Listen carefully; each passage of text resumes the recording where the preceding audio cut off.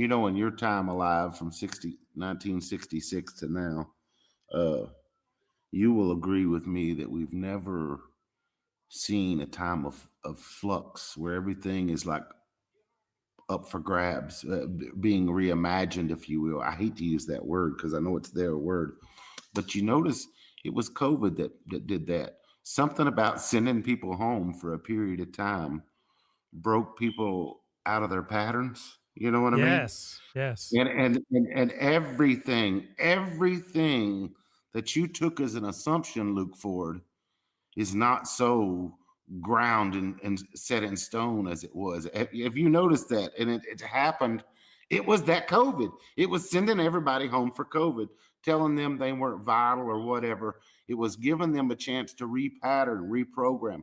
And that played out in so many ways. People nosing into what their kids were doing on online schooling and then losing their marbles over what they were being taught.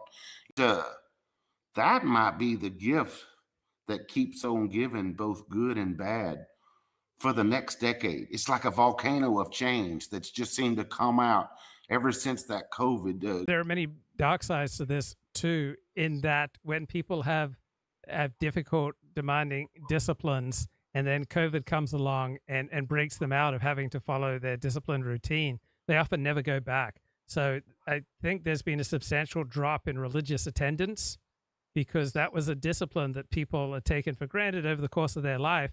And then when they were forced to stop attending religion, millions and millions of Americans have not gone back at the same level of intensity or frequency.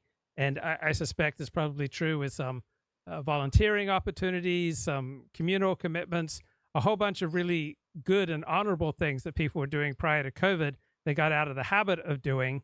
And so there's probably a lot of drop in attendance in civic organizations too as a result of COVID.